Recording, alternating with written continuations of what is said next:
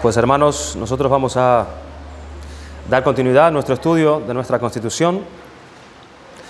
Nosotros estamos abordando la sección número 4 de este documento de nuestra Constitución, donde encontramos allí los estatutos para esta iglesia local, cómo debemos vivir nuestras vidas cristianas en medio de la iglesia, en una relación piadosa con la iglesia, así como también en una relación privada, una relación vivida, cada creyente, cada miembro fuera de la iglesia. En ese párrafo número 4 estamos hablando precisamente de la conducta requerida de los miembros de la iglesia. El párrafo A nos estuvo hablando acerca de una relación piadosa con la iglesia, una relación piadosa con la iglesia, el miembro con su iglesia local. En este párrafo B estamos considerando la vida cristiana piadosa fuera de la iglesia, es decir, en el ámbito privado, en su vida cotidiana, en su vida en su hogar. Estuvimos mirando el primer punto acerca de la devoción personal, cómo Dios requiere que cada miembro, cada creyente, tenga una devoción personal, tenga una búsqueda en oración, en lectura y estudio de la palabra de Dios, en meditación, una devoción personal con Dios. En segundo lugar, habíamos visto la vida familiar, que es lo que Dios requiere, cuál era el corazón de esta enseñanza, para qué Dios creó las familias y cuál es el propósito de Dios al crear las familias hasta que Cristo vuelva. Hemos estado mirando puntos importantes en el cual nosotros debemos considerar nuestras propias familias. Y en este tercer punto, en este tema de la vida cristiana piadosa, vamos a estar mirando el evangelismo o la evangelización personal y tocaremos algo acerca de la libertad cristiana, que será mi intención el próximo domingo continuar abordando este punto número 4 acerca de la libertad cristiana. Hablando acerca del evangelismo personal, dice así nuestro documento: es el deber de todo miembro orar y trabajar según su habilidad y oportunidad dadas por Dios, por la extensión del reino de Dios, tanto en casa y hasta los fines de la tierra. Por lo tanto, todo miembro debe procurar, reconocer y aprovecharse de toda oportunidad para dar testimonio de Cristo, tanto por su conducta cristiana consistente y consecuente, como por el testimonio verbal. Tocamos entonces en este tercer punto el tema del evangelismo personal. Al hablar de evangelismo personal, lo primero que se nos viene a la mente es a alguien predicando, ¿verdad?, el evangelio verbalmente a oídos de aquel que escucha este evangelio que se predica. Pensamos en la evangelización, por ejemplo, a nuestras familias que no conocen al Señor. Nosotros predicamos verbalmente, ellos escuchan y oramos por la salvación de ellos. Pensamos también al hablar de evangelismo personal en la evangelización de nuestros hijos. Nosotros debemos predicar el evangelio a nuestros hijos diariamente. E incluso pensamos en salir a las plazas, en las calles, a hablarles acerca de la persona de Cristo, de la obra de Cristo, a los perdidos. Cuando hablamos de evangelización, se nos viene en la mente seguramente esto. Pero este punto, hermanos, no solamente destaca la responsabilidad que tiene todo creyente de extender el reino de Dios por medio de predicar el evangelio de Jesucristo a toda criatura, como es la Gran Comisión, sino que la evangelización personal es un asunto también de una conducta piadosa dentro y fuera de la iglesia, también con el fin de extender el reino de Cristo. No es solamente la predicación verbal, sino es la misma conducta piadosa del creyente que también cumple con esta función de extender el reino. Por eso es importante lo que dice el documento acerca de la evangelización personal. Dice, es el deber de todo miembro orar y trabajar según su habilidad y oportunidad dadas por Dios por la extensión del reino de Dios. Pablo en Romanos capítulo 12, versículos del 6 al 8 dice, de manera que, teniendo diferentes dones, según la gracia que nos es dada, si el de profeta, úsese conforme a la medida de la fe, o si de servicio, en servir, o el que enseña, en la enseñanza, el que exhorta, en la exhortación, el que reparte con liberalidad, el que preside con solicitud, el que hace misericordia con alegría. Es evidente que Pablo, al escribir estas palabras, cree que no solo los ministros, no solamente los ancianos, los pastores, los diáconos tienen dones, sino que cada creyente tiene uno o más dones o talentos otorgados de parte de Dios y deben ser usados estos dones para, por supuesto, beneficio de la iglesia y, de hecho, a la humanidad en general también. Y Pablo dice que estas capacidades son otorgadas según la gracia que nos ha sido dada. Es decir, nadie tiene derecho de alardear de su don, sino que cada miembro debe tener en mente que su habilidad de servir a otros es un producto de la gracia de Dios. Es un producto del amor de Dios por quienes no se merecen tener absolutamente ningún tipo de don y que debemos ejercerlos, hermanos, para reflejar en nosotros exclusivamente el carácter de Dios. Así como un espejo refleja la luz del sol, ¿verdad? La luz no es del espejo. La luz no procede del espejo. La luz no le pertenece al espejo, sino que le pertenece al sol. El espejo simplemente está reflejando la luz que no es de él, sino de otro. Así también nosotros estamos llamados como espejos por medio de nuestras vidas piadosas a reflejar el carácter misericordioso y bondadoso de Dios para que otros sean atraídos a él. Cristo dijo: así alumbre vuestra luz delante de los hombres, para que vean vuestras buenas obras, y como resultado de esto, ¿qué pasará? Y glorifiquen a vuestro Padre que está en los cielos. ¿Perciben la idea? Mateo 5. El Señor pone el énfasis en unas obras que son obras consideradas por el producto de nuestra fe. Porque los hechos, hermanos, muchas veces hablan mucho más fuertes que las propias palabras. Cuando estas obras excelentes, cualquiera que sea su naturaleza, se hacen en gratitud por la salvación obtenida por gracia por medio de la fe, ellas al mismo tiempo son agradables al Señor. Es inevitable que algunas de estas buenas obras entonces sean vistas por los hombres. Es inevitable. La gente mundana notará esa quieta confianza, por ejemplo, que Dios manifiesta por medio de los creyentes en tiempos de prueba y angustia, ¿verdad? Los creyentes ven al cristiano, ven su sosiego en tiempos realmente tempestuosos y ellos admiran eso, ellos se preguntan cosas cuando ven este tipo de don. A veces expresarán asombro acerca del modo en que los cristianos se toman las molestias, se toman los agravios, se toman las ofensas, y eso es notorio delante de los hombres, o por cómo ellos se aman unos a otros. Es bueno que estas buenas obras sean vistas por los hombres. Eso es exactamente lo que Jesucristo quiere de nosotros, pero no con el fin, hermanos, de ganar honra para sí mismo, para nosotros mismos. Por el contrario, Jesús dice: y glorifiquen a vuestro Padre que está, ¿en dónde? En los cielos. Así que el fin, y hasta cierto punto también el resultado de ver tales obras buenas, será que los hombres, bajo esa influencia del Espíritu Santo, por supuesto en ellos, darán a Dios la reverencia que se le debe por haber hecho que la luz alumbrara en la vida de otro ser humano. ¿Dónde debe brillar esa luz? ¿Dónde debe brillar esa luz? Nuestro documento dice: tanto en casa y hasta los confines de la tierra.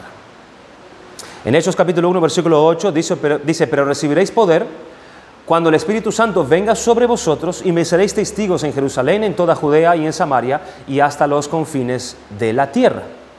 Por lo tanto, dice el documento, todo miembro debe procurar reconocer y aprovecharse de toda oportunidad para dar testimonio de Cristo, tanto por su conducta cristiana consistente y consecuente, como por él también testimonio verbal. Así que vemos, hermanos, la importancia que tiene que el creyente testifique el Evangelio por medio de su conducta piadosa, de cómo él habla, de cómo él viste, de cómo él trabaja, de cómo se conduce honestamente en los negocios de esta vida, de cómo él piensa, de cómo él saca conclusiones en las cosas que le ocurren, de cómo él cría a sus hijos en amor y en disciplina, de cómo es el esposo con su esposa o la esposa con su esposo, de cómo se aman unos a otros y, por supuesto, de cómo estos vienen y aman a su prójimo como a sí mismo. Toda la vida del creyente es un testimonio vivo del Evangelio de Jesucristo y del poder de la verdadera piedad. Y eso debe ser importante, hermanos, para nosotros, si nosotros somos hijos de Dios. Si somos creyentes, esto debe ser importante en nuestra vida de piedad. Pero también es importante que todo miembro debe procurar aprovechar toda oportunidad para dar a conocer a Cristo también por el testimonio verbal. Por el testimonio verbal. El creyente sabe que el Evangelio es el único medio dado por Dios por donde se revela el poder de Dios para la salvación de todo aquel que cree. El creyente sabe eso. Es el Evangelio, no hay otro medio dado por Dios. Él lo sabe y lo cree. Por eso predica de Jesucristo sin avergonzarse. Y sabe que todo el que confiesa a Cristo delante de los hombres, Cristo lo confesará delante de su Padre que está en los cielos, pero cualquiera que se niegue delante de los hombres, delante de los hombres, o niega a Cristo delante de los hombres, el creyente sabe que también lo negará delante de su Padre que está en los cielos. Es como escribió Pablo. Cristo es el que constriña al creyente en cuanto a esto. El creyente sabe eso. El creyente sabe que el hombre necesita el Evangelio. Y el Espíritu de Dios constriñe. Esa palabra constreñir significa que lo pone entre la espada y la pared. Que él no puede hacer otra cosa. Como que está obligado, está empujado, el Espíritu lo impulsa a que él predique este Evangelio, sí o sí.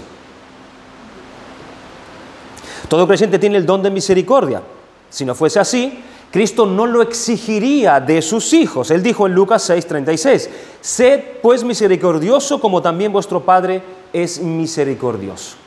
Todo creyente tiene el don de la misericordia. Todos. Y estas palabras las dijo, hermanos, en el contexto, en tener amor por nuestros enemigos, en bendecir a los que os maldicen, en hacer bien a los que os aborrecen, en el contexto de hacer bien y prestar, no esperando de ello nada. De esto el Señor, en este contexto el Señor dio este mandamiento, que seamos misericordiosos. Porque Dios es benigno para con los ingratos y malos, por tanto, sed pues misericordioso, vosotros también como vuestro Padre es misericordioso. Y el creyente es misericordioso. Él es misericordioso con los hombres, dándole las cosas de este mundo, dando prestado a los hombres, haciendo con ellos obras de bondad, de caridad, etc. El creyente es misericordioso. No puede entonces no ser misericordioso en cuanto a darles lo más importante para la vida del hombre, es decir, el Evangelio de Jesucristo. Si Él es misericordioso con las cosas de este mundo, ¿cuánto más lo será sabiendo cuál es la mayor necesidad del hombre? El que es misericordioso predica la palabra. Predica la palabra, predica el Evangelio. Él predica las buenas nuevas de salvación a tiempo y fuera del tiempo. Porque Él tiene misericordia por los perdidos. Y Él sabe y cree que el único medio de salvación dado por Dios es el Evangelio. En 1 de Pedro capítulo 3, versículo 14 al 16 dice, si no santificara a Cristo como Señor en vuestros corazones, estando siempre preparados para presentar defensa ante todo el que os demanda razón de la esperanza que hay en vosotros, pero hacerlo con mansedumbre y reverencia, teniendo buena conciencia para que en aquello en que sois calumniados sean avergonzados los que difaman vuestra buena conducta en Cristo. Aquí están las dos cosas. Presentar defensa a aquel que demanda acerca de vuestra esperanza y que vuestra buena conducta en Cristo sea revelada cuando ellos difaman contra ustedes. La predicación verbal y la conducta acompañando la predicación. Nuestras conductas deben ir de la mano con nuestro testimonio verbal, hermanos, con nuestra predicación acerca de la verdad. Razonen esto. Cuando nuestra conducta falla, cuando nuestra conducta no es correcta, pero nuestra predicación sí es correcta, ¿quién se indigna? El mundo se indigna, hermanos. Los hombres se indignan porque nos ven hipócritas, porque predicamos una cosa, pero nuestra conducta es otra. Hay una indignación en el mundo cuando el creyente vive de esta manera, predicando una cosa y viviendo otra. Cuando nuestras conductas fallan. Pero cuando nuestra conducta es correcta, pero es nuestra predicación la que falla, ¿quién se indigna? La iglesia. La iglesia es la que se indigna porque ve a personas tratando de vivir vidas piadosas para ganar el favor de los hombres, pero temen predicar la verdad. Y la iglesia se indigna. Pero bueno, yo creo que la iglesia se indigna tanto en un caso como en el otro caso también. Tanto en un caso como en otro caso también. Basta ver la reacción de indignación de Pablo para con Pedro cuando éste vio que éste no andaba rectamente conforme a la verdad del Evangelio. Nuestra conducta tiene que coincidir con nuestra predicación. No podemos hacer como hacen muchos hoy en día, que viven un evangelio pura y exclusivamente social, que tienen muchas buenas obras, que procuran mostrar un amor mucho más grande que el propio amor de Dios, que buscan la unidad basada en el amor y el servicio, pero no predican la verdad. No predican la verdad. Todo es mucho amor, pero la verdad está ausente. No predican el Evangelio de Jesucristo, no presenta al hombre su verdadera condición delante de Dios, no les dicen a ellos que están mal con Dios, no les dicen que necesitan arrepentirse de sus pecados, si no irán al infierno, no les dicen que todo lo que hacen para ganar méritos delante de Dios es pura basura para Dios. Y no les dicen que el único remedio provisto por Dios para alcanzar la reconciliación con Él se encuentra en poner toda su fe únicamente en los méritos de Jesucristo, porque Jesucristo es el único Salvador que Dios envió para morir en lugar de los pecadores y es el único sacrificio que Dios aceptó para darnos la reconciliación con Él. Nosotros no tenemos mérito alguno para ganar el favor de Dios, porque en ningún otro hay salvación. Porque no hay otro nombre bajo el cielo dado a los hombres en que podamos ser salvos. Solo en Jesucristo hay perdón de nuestros pecados. Hermanos, el deseo de nuestro corazón y todo nuestro servicio para con los hombres y toda oración a Dios de nuestra parte debe ser para los hombres, para su salvación. Debemos estar preocupados en la salvación de los hombres. Cristo lo estaba. Y si somos misericordiosos, nosotros predicaremos el Evangelio. Si somos misericordiosos y hemos entendido esto, que Dios demanda esto, nosotros nos esforzaremos por vivir vidas piadosas delante de los hombres, para que nuestras obras glorifiquen a nuestro Padre que está en los cielos. Esto en cuanto a la evangelización personal. Nuestras conductas que tienen que ir de acorde con nuestra predicación.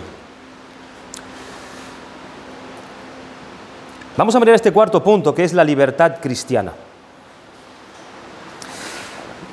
Dice nuestro documento: se requiere que cada miembro de la Iglesia rinda en su vida diaria obediencia leal a todos los preceptos morales establecidos en la palabra de Dios.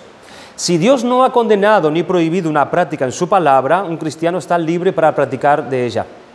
Sin embargo, el ejercicio de la libertad cristiana tiene que ser gobernado siempre por un deseo celoso de andar en el temor de Dios y de glorificarle en todo, una consideración amorosa por las conciencias de los hermanos más débiles, una compasión por los perdidos y una consideración celosa por la salud del alma propia.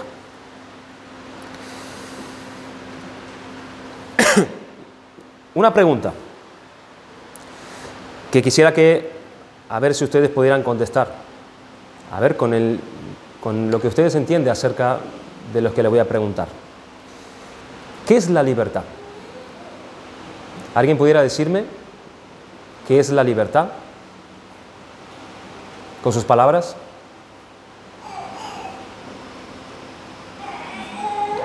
Poder vivir con una conciencia limpia.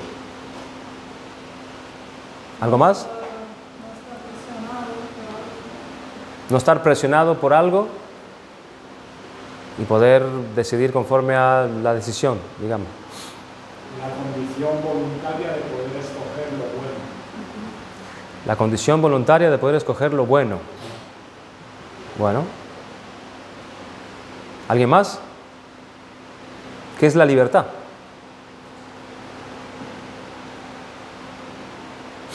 Tenemos que tener en cuenta que tenemos dos puntos de vista en cuanto a la libertad. El primer punto de vista es la libertad que el hombre entiende como libertad. ¿Cuál es el concepto que el hombre tiene acerca de la libertad? Y el otro punto de vista es el de Dios. ¿Cuál es el concepto que Dios tiene acerca de la libertad? Vamos a tocar este tema de la libertad cristiana.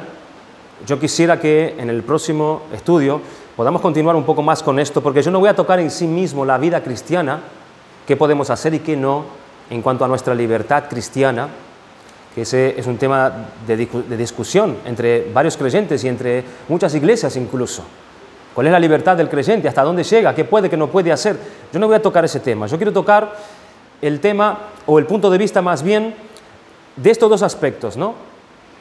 ¿Cuál es el concepto que tiene el hombre acerca de la libertad y cuál es el concepto de Dios acerca de la libertad? Escuchen lo que dice el diccionario español acerca de la libertad.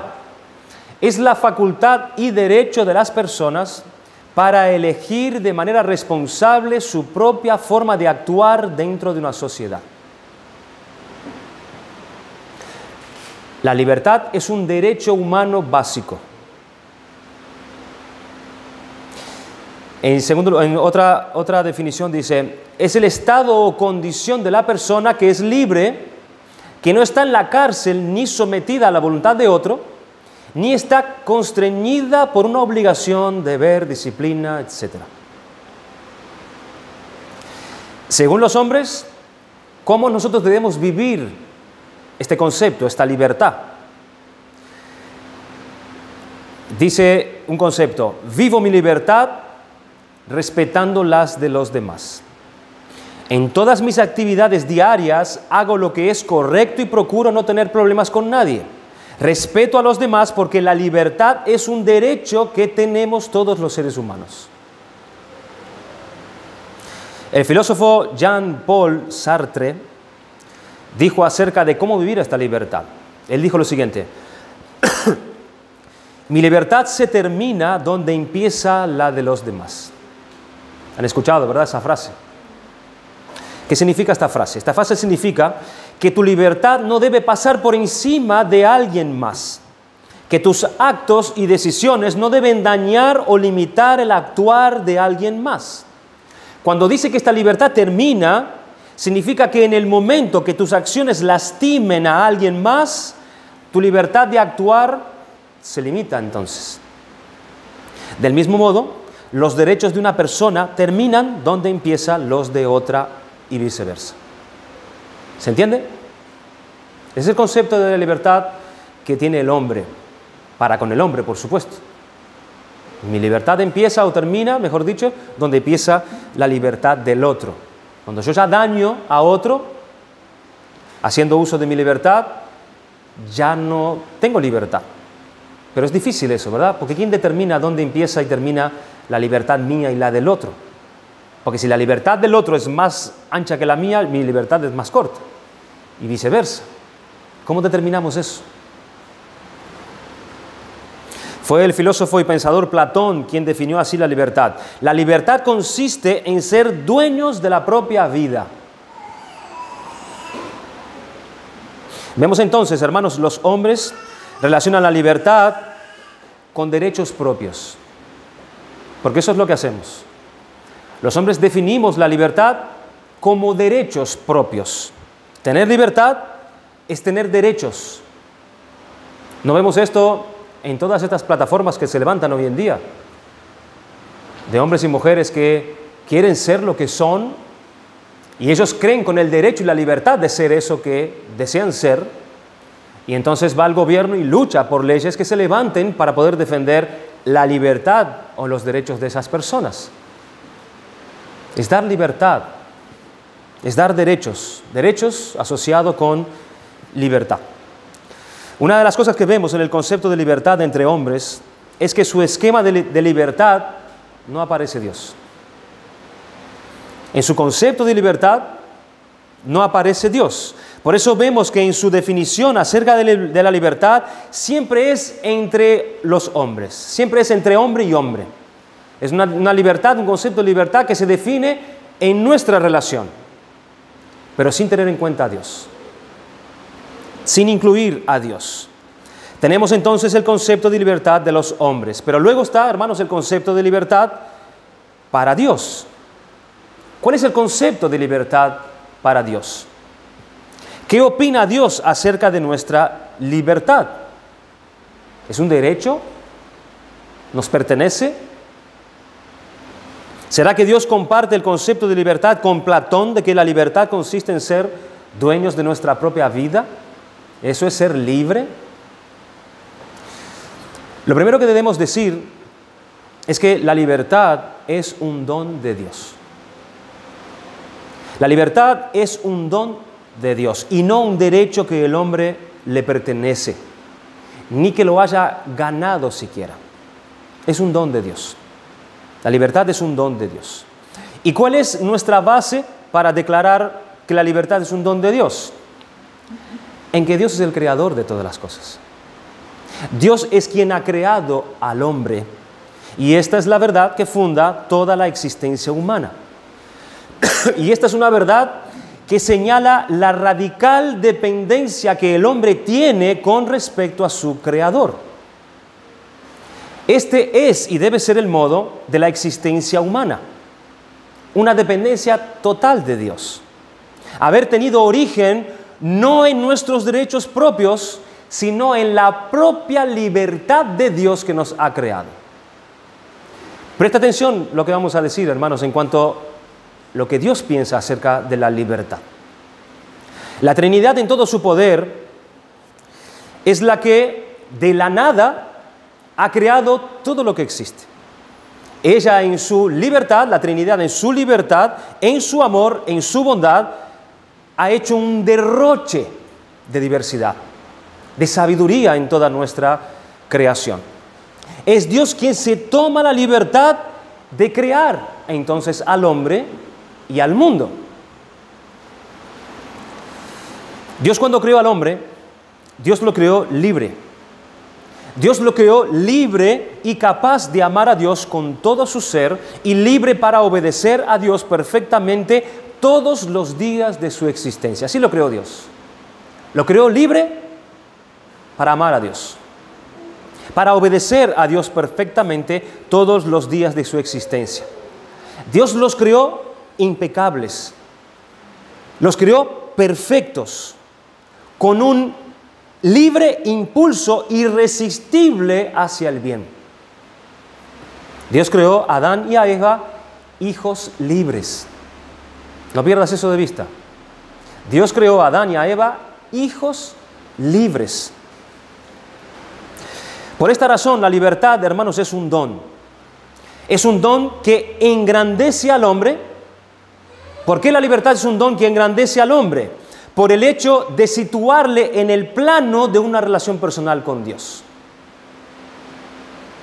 Pero sobre todo, este don habla de la grandeza de Dios, que abre una puerta hacia Él al regalarle al hombre esta libertad.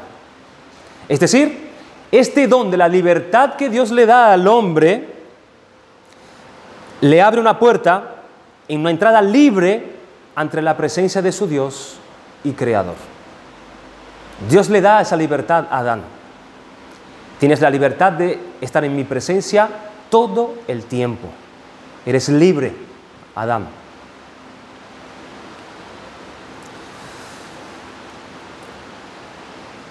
Pero sobre todo, hermanos, este don habla de la grandeza de Dios, que se glorifica a Él en querer seguir libremente haciéndole bien al hombre. A Dios le placía concederle esta libertad al hombre cuando Dios lo creó. Es un don de Dios, Dios se lo dio.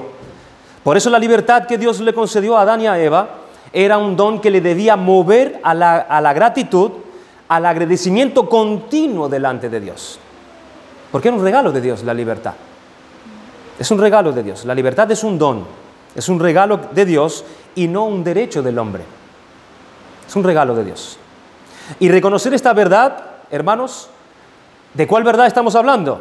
La verdad que nos dice que nosotros hemos salido de la mano de Dios, que somos objetos de su gran amor al crearnos, que Él es un Padre, pero también es Señor de todo y de todos, y que dependemos absolutamente de Él en todo y para todo. Nosotros somos libres cuando entendemos eso. Reconocer esta verdad de parte de Adán y Eva es que los hacía verdaderamente libres e hijos de Dios. Esta verdad les abría a la conciencia de una existencia en la que todo es un regalo, de que todo es un don, de que todo es un regalo de Dios. Por tanto, entiende él su propia existencia como algo recibido y no como algo logrado por derecho. Entonces, hermanos, para poder entender este asunto de la libertad del hombre, debemos entonces sí o sí remontarnos al principio, al origen del mundo. Cuando éste todavía era el paraíso, el hombre estaba en comunión inmediata con Dios, podía reconocer sin dificultad su condición de hijo ante Dios. Este reconocimiento no significaba otra cosa que saber con verdad,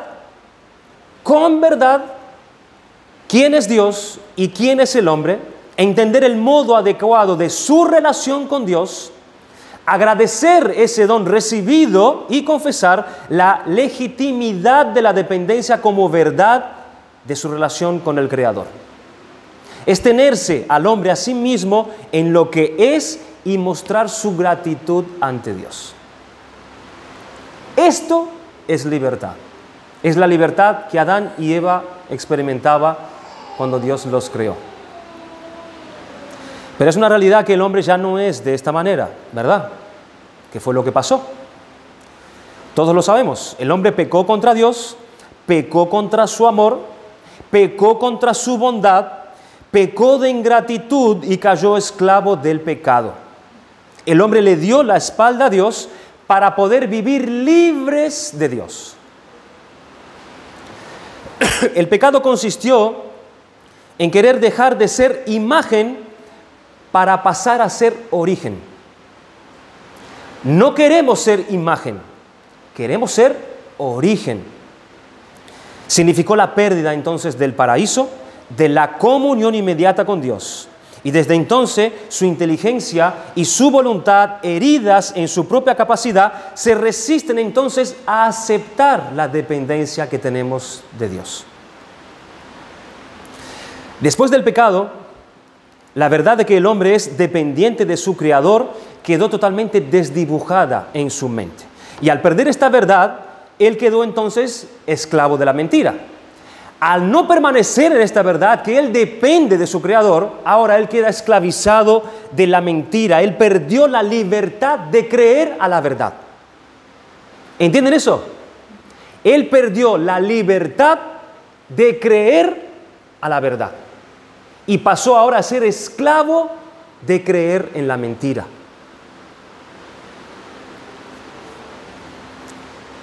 El hombre perdió la libertad de sujetarse a la buena ley de Dios y por tanto no puede agradar a Dios. Romanos capítulo 8, versículo 7 dice, por cuanto los designios de la carne son enemistad contra Dios, porque no se sujetan a la ley de Dios, ni tampoco pueden. Está la esclavitud que el hombre tiene en la mentira, que él no puede sujetarse a la ley de Dios. No puede obedecer libremente a Dios. Porque no se sujeta a la ley de Dios, ni tampoco puede. Y los que viven según la carne no pueden agradar a Dios. Por eso, hermanos, el hombre busca desde el principio hasta hoy el sentido de su libertad. El hombre perdió el sentido de su propia libertad. Y como perdió el verdadero sentido de ser libre, lo adjudica a una libertad pecaminosa unos ante los otros, sin tener en cuenta la única verdad que les puede devolver a la verdadera libertad. ¿Qué es esa? Reconocer a Dios sobre ellos, su dependencia de Dios en todo.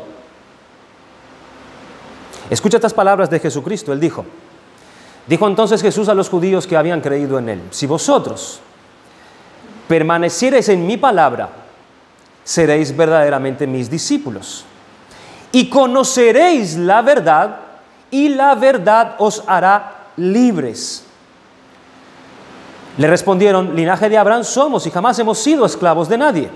¿Cómo dices tú, seréis libres? Jesús le respondió: de cierto os digo, que todo aquel que hace pecado, esclavo es del pecado, y el esclavo no queda en la casa para siempre. El hijo sí. El hijo sí. El esclavo no. El hijo sí queda en la casa para siempre. Así que, si el Hijo, es decir, si Cristo os libertare, seréis verdaderamente libres. ¿Dónde nosotros encontraremos esa verdad que nos habla de nuestro origen? Porque es allá donde no tenemos que remontar. ¿Dónde encontraremos la verdad que nos habla acerca de nuestro origen, acerca de nuestra verdadera identidad? En las palabras de Cristo, en las palabras de Dios. ¿Dónde encontraremos esa verdad que nos devolverá a la posición de libres hijos de Dios? Pues en el Evangelio. En el Evangelio, en la verdad del Evangelio que nos habla de nuestra terrible relación de enemistad que tenemos con nuestro Creador.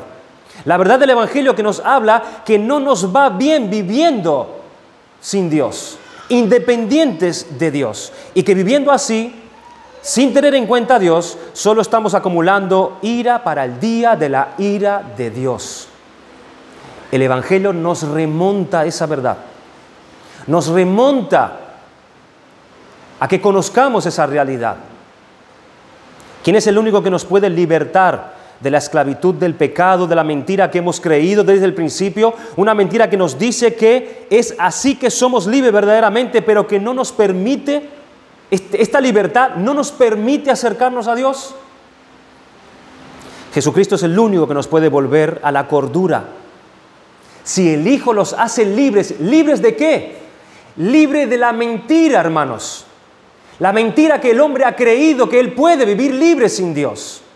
El Hijo lo puede hacer libre. Cristo nos puede hacer libre nuestras mentes de esa mentira. Estamos esclavizados a esa mentira. Pero Jesucristo es el único que nos puede volver a la cordura. Es el único que nos puede devolver la fe para poder creer en esas principales verdades que nos devuelven la verdadera libertad. La única manera en la que el hombre vuelva a experimentar la verdadera libertad es cuando le entregue su libertad a Dios. Es la única manera que él va a poder experimentar la verdadera libertad, cuando él entregue su libertad a Dios, cuando acepte que su libertad no le pertenece a él, sino a su Creador, sino a Dios, que la libertad del hombre como un don de Dios, como un regalo de Dios, se le ha sido dada para vivir para Dios y para glorificarle a Él. Y eso significa que Dios no le dio la libertad al hombre de vivir para sí mismo buscando su propia gloria. Y cuando Él trata de vivir de esta manera, más que libertad, hermanos, propia, eso es esclavitud, porque ha perdido el don de la libertad. Y la mentira le engaña. La libertad de servir y vivir para nuestro Creador es nuestra identidad, porque para eso nos creó y es en esa identidad que reside nuestra verdadera felicidad. Esa es nuestra verdadera identidad. Estar sometidos a Dios, reconociéndolo a Él por encima de nosotros, que dependemos de Él para todo y en todo. Y viviendo en esa identidad es que nosotros experimentamos la verdadera felicidad. Es lo que experimentaba Adán y Eva, estando en esta perfecta comunión con Dios. Esta libertad de ser hijos, de estar en la casa. Podemos ver claramente esta cuestión en la historia de aquel joven rico. en Mateo capítulo 19, versículo 16, mira qué interesante. Dice así: entonces vino uno y le dijo: Maestro bueno, ¿qué bien haré para tener la vida eterna? Él le dijo: ¿por qué me llamas bueno? Ninguno hay bueno sino uno, Dios. Mas si quieres entrar en la vida, guarda los mandamientos. Le dijo: ¿cuáles? Y Jesús dijo: no matarás, no adulterarás, no hurtarás, no dirás falso testimonio, honra a tu padre y a tu madre y amarás a tu prójimo como a ti mismo. El joven le dijo: todo esto lo he guardado desde mi juventud, ¿qué más me hace falta? Jesús le dijo: si quieres ser perfecto, anda, vende todo lo que tienes y dalo a los pobres y tendrás tesoro en el cielo, y ven y sígueme. Versículo 22 dice: oyendo el joven esta palabra, se fue triste porque tenía muchas posesiones. Dice que el joven rico se fue triste, se fue dolido en su alma. ¿Por qué? ¿Por qué se fue así? El joven rico perdió la alegría porque se negó a entregar su libertad a Dios. Él se fue triste, se fue sin la verdadera felicidad, que es la que redacta Cristo anteriormente. Se va triste porque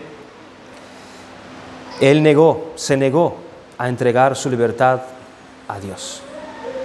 ¿Cuál es el motivo de una tristeza tan profunda?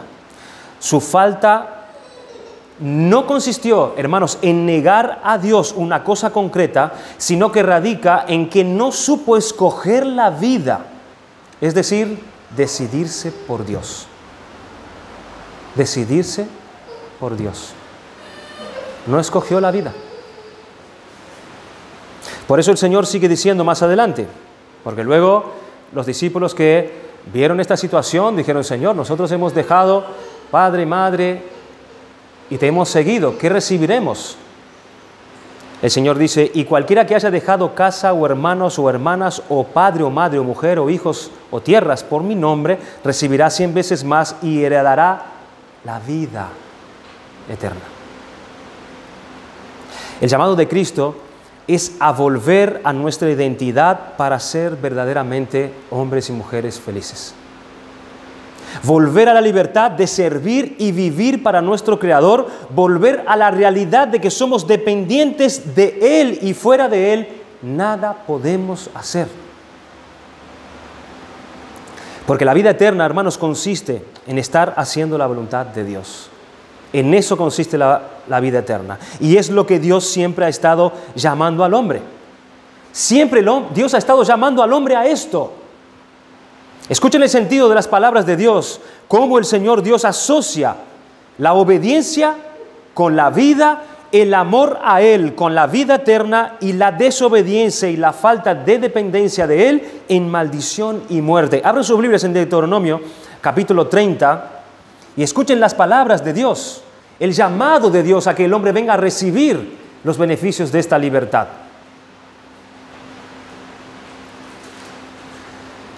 Deuteronomio capítulo 30 dice: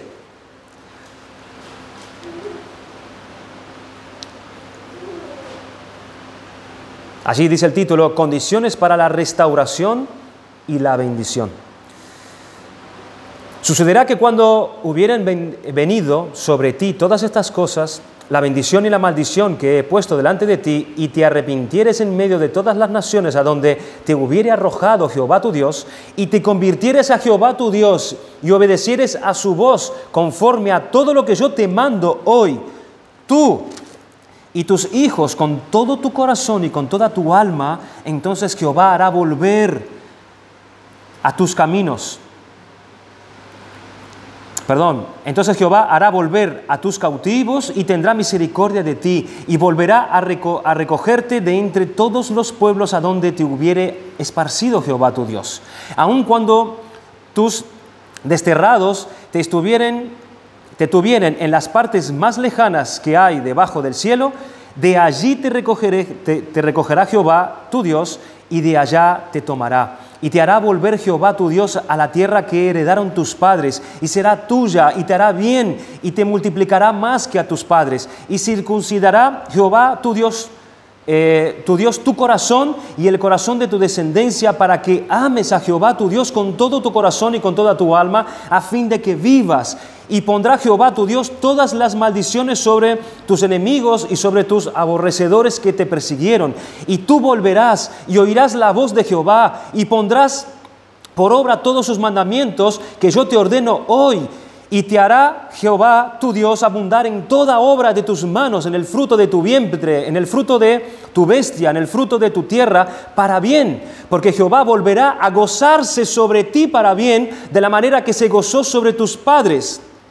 Cuando aborrecieres a la voz de Jehová tu Dios, para guardar tus mandamientos y tus estatutos escritos en este libro de la ley, cuando te convirtieres a Jehová tu Dios con todo tu corazón y con toda tu alma, porque este mandamiento que yo te ordeno hoy no es demasiado difícil para ti, ni está lejos, no está en el cielo, para que digas, ¿quién subirá por nosotros al cielo y nos lo traerá y nos lo hará oír para que lo cumplamos? Ni está al otro lado del mar, para que digas, ¿quién pasará por nosotros el mar? Para que nos lo traiga y nos lo haga oír a fin de que lo cumplamos.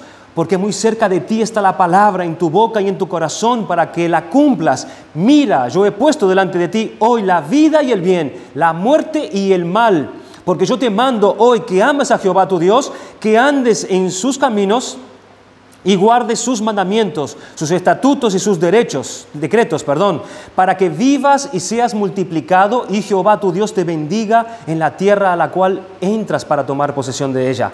Mas si tu corazón se apartare y no oyeres, y te dejares extraviar, y te inclinares a dioses ajenos y les sirvieres, yo os protesto hoy que de cierto pereceréis. No prolongaréis vuestros días sobre la tierra a donde vais, pasando el Jordán para entrar en posesión de ella. A los cielos y a la tierra llamo por testigos hoy contra vosotros, que os he puesto delante la vida y la muerte, la bendición y la maldición. Escoge pues la vida para que vivas tú y tu descendencia, amando a Jehová tu Dios, atendiendo a su voz y siguiéndolo a Él, porque Él es vida para ti y prolongación de tus días, a fin de que habites sobre la tierra que juró Jehová a tus padres, Abraham, Isaac y Jacob, que les había de dar. Dios está llamando constantemente al hombre a que abandone su autonomía y que vuelva a Él. Que vuelva su corazón a Él, su entendimiento a Él, su fe a Él, a sus palabras, a sus mandamientos. Es el llamado continuo de Dios en toda la historia al hombre. Abandona tu autonomía. Abandona tu autonomía y vuelve a mí, para que sea retirada tu esclavitud y te sea devuelta la libertad de entrar en mi presencia. ¿Lo pueden ver, hermanos? Es el corazón que vemos en María, cuando el ángel se le aparece y le cuenta, este ángel, la voluntad de Dios para ella. Ella no dijo, pero Señor, ¿qué pasa con mi derecho? ¿Qué pasa con mi libertad? Ella no dijo eso. Ella, a diferencia del joven rico, dijo, he aquí la sierva del Señor, hágase conmigo conforme a tu palabra. Ven allí un corazón, hermanos, que se rinde a la voluntad de Dios, que se haga la voluntad de Dios, que la libertad de Dios sea sobre mi libertad, que los derechos de Dios sean sobre mis derechos, mis inexistentes derechos. Y aquí la sierva del Señor, hágase conmigo conforme a tu palabra. En ella se realiza perfectamente su identidad, porque ella ha cumplido la voluntad de Dios. Ha sabido escoger la vida, y su vida es el fruto de la mejor libertad, que es decidirse por Dios. Cuando el joven rico no se decidió por Dios. Pero encontramos, hermanos, en Cristo el ejemplo perfecto de libertad en el sometimiento absoluto. El Verbo bajó del cielo, tomó nuestra forma de carne, y con este sello estupendo de la libertad en el sometimiento, Él dijo, por eso mi Padre me ama, porque doy mi vida para tomarla otra vez. Nadie me la arranca, sino que yo la doy de mi propia voluntad. ¿Ven allí el sentido del sometimiento absoluto? Yo doy mi vida por mi propia voluntad a Dios. El Señor nos da ejemplo que la verdadera libertad exige una pérdida, la pérdida de nuestra libertad. Es decir, toda nuestra vida a la voluntad de Dios. Es hacer entrega a Dios de nuestra libertad. Ya no vivo yo.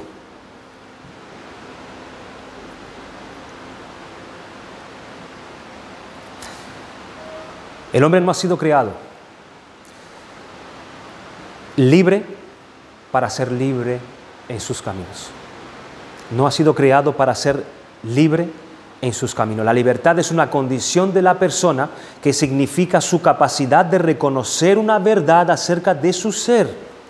Por eso Cristo dijo que la verdad nos hará libres. La verdad nos hará libres.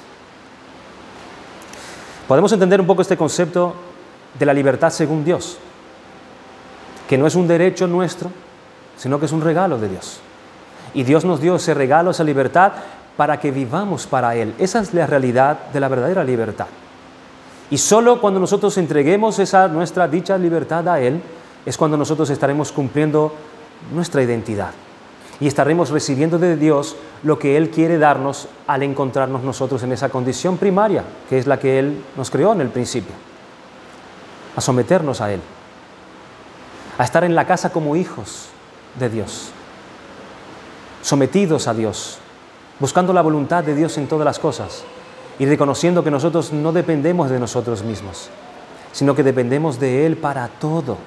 Esa es la verdad fundamental que te va a llevar a Jesucristo.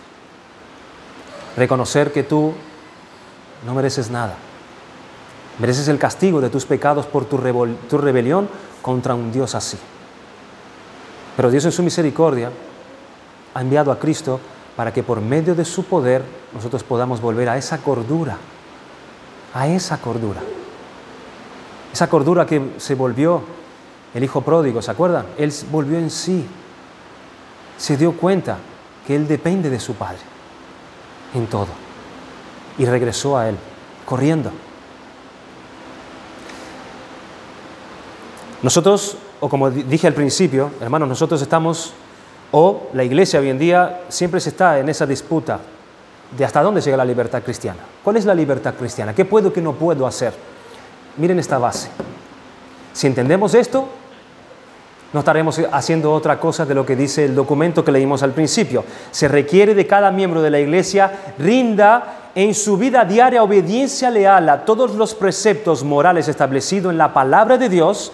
El ejercicio de la libertad cristiana tiene que ser gobernado siempre por un deseo celoso de andar en el temor de Dios y de glorificarle a Él en todo. Una consideración amorosa por las conciencias de los hermanos más débiles y una compasión por los perdidos y una consideración celosa por la salud del alma propia.